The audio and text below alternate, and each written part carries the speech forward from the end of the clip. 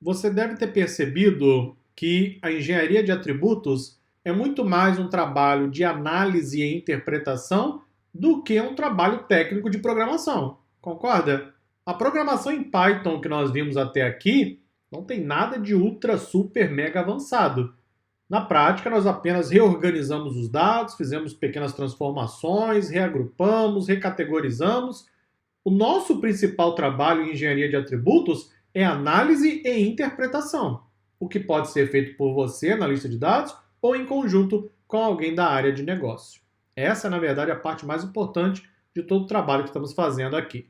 Vamos para a próxima etapa, ainda a engenharia de atributos, e vamos calcular a comorbidade. Bom, nós não precisaríamos ter trazido esse conceito aqui para o curso. Eu poderia simplesmente pular essa etapa completamente, não calcular comorbidade e continuar com o meu trabalho de análise. Só que aqui na DSA acreditamos que quanto mais conhecimento você levar para casa, melhor. Principalmente um projeto magnífico como esse na área de saúde. Então nós vamos sim calcular a comorbidade. A pergunta agora é: o que é comorbidade e por que faremos isso? Se você estiver acompanhando a pandemia aí do coronavírus, do Covid-19, você com certeza ouviu falar a palavra comorbidade algumas vezes.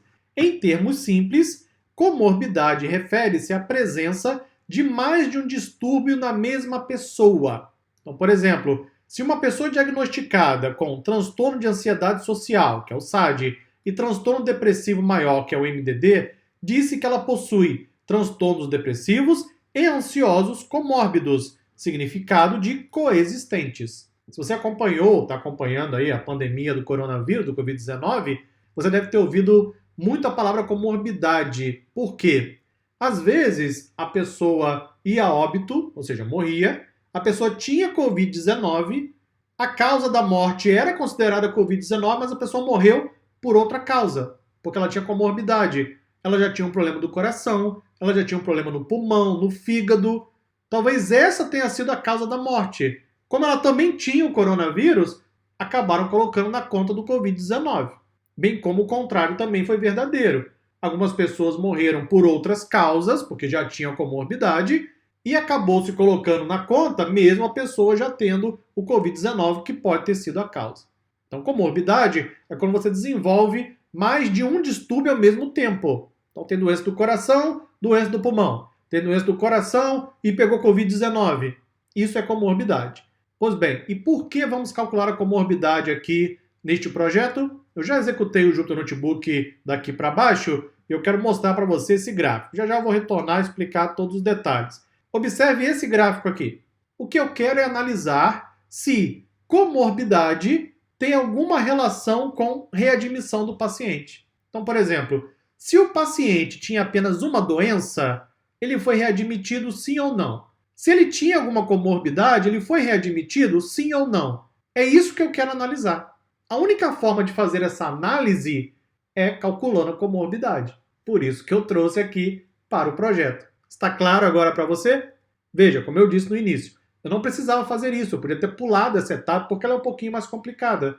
Mas quanto mais conhecimento você levar para casa, melhor, não é isso? Já já vamos interpretar o gráfico. Volta aqui para cima, temos aqui os detalhes sobre o cálculo da comorbidade, temos a definição em dois excelentes artigos, que eu recomendo depois a leitura, está em inglês, ainda assim eu recomendo. Temos aqui uma descrição completa de tudo que se refere à comorbidade, recomendo depois que você faça a leitura, e tem ainda mais material complementar. Então, material é o que não falta. O que nós vamos fazer? Primeiro, vamos aplicar expressões regulares. Vou importar o módulo RE. Deixei para importar somente agora, porque é o momento que eu vou utilizar. Se por acaso tem alguma dúvida sobre expressão regular em Python, faz uma consulta ao curso gratuito de Python. Lá tem algumas aulas que eu explico sobre isso, e aqui tem ainda um material de referência também muito bom para você. Lembra que nós reagrupamos as variáveis diag1, 2 e 3?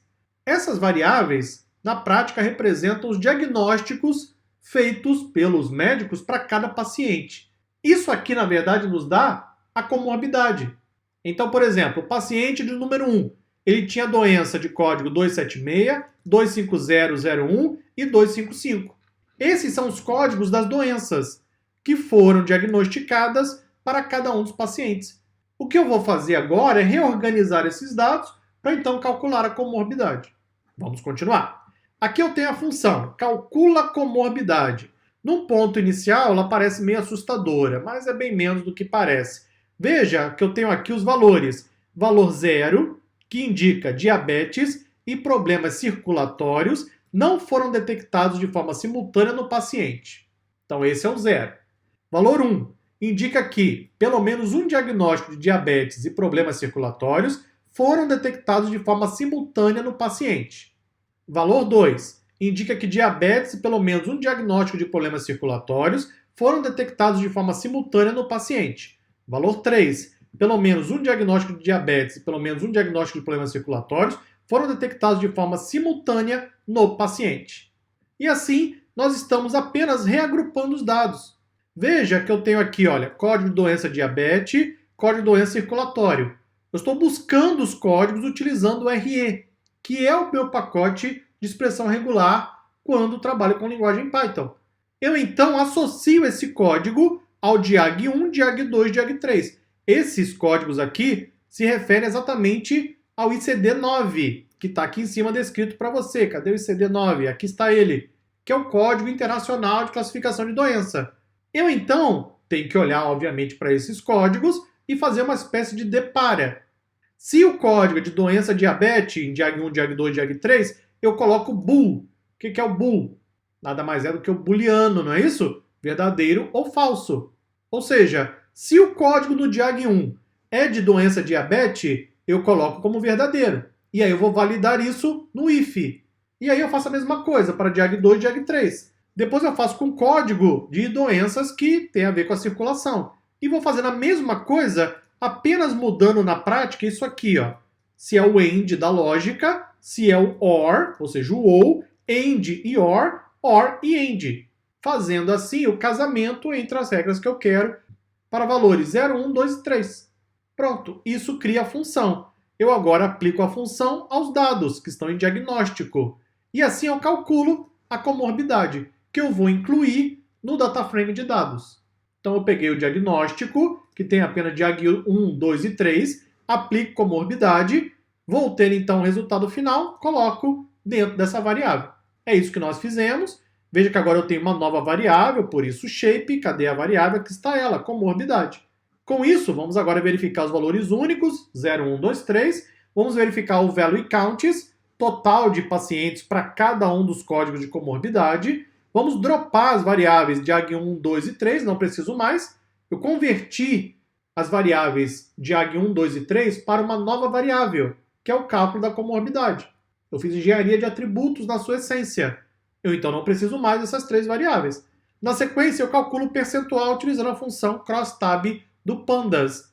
E aí coloco o percentual de comorbidade com readmitido ou não. Feito isso, criamos o gráfico e exatamente o gráfico que eu mostrei no início do vídeo. Aqui embaixo tem para você a interpretação do gráfico. Deve ser demais, não é? Não é incrível? A legenda completa do gráfico, como você faz a leitura, quando o valor é 0, 1, 2 e 3. Olhando para o gráfico, qual é a nossa conclusão? A coluna em vermelho está sempre menor, não é isso? A coluna em vermelho representa o número 1. O que é o número 1? Classe positiva, foi readmitido. Entre os que foram readmitidos, para cada uma das comorbidades, 0 a 3, o percentual é menor. Isso me leva a crer que não há uma relação direta entre comorbidade e readmissão. Agora eu posso afirmar isso porque eu fiz a minha análise. Veja que entre aqueles que não foram readmitidos, que é o 0, a coluna em azul, o percentual é maior para cada comorbidade. Aparentemente não há uma relação direta. Entretanto, observe agora os números, não é? Veja que quando a comorbidade é 0, o percentual ele é menor para a coluna em vermelho. Quando a comorbidade é 2, o percentual é maior. Então talvez eu devesse estudar isso aqui em mais detalhes. Será que na comorbidade 2 tem alguma relação direta com a readmissão do paciente? Em linhas gerais, olhando para o gráfico, não. Mas claramente o número foi maior na coluna de comorbidade 2. Tem que verificar qual é essa comorbidade, está aqui embaixo, o valor 2, diabetes, pelo menos um diagnóstico de problemas circulatórios. Será que isso teve uma relação direta? Talvez merecesse aqui uma investigação mais a fundo. Por hora, eu posso dizer, não parece haver uma relação direta entre comorbidade e readmissão do paciente. Isso só foi possível porque calculamos a comorbidade através de engenharia de atributos. Muito obrigado, até a próxima aula.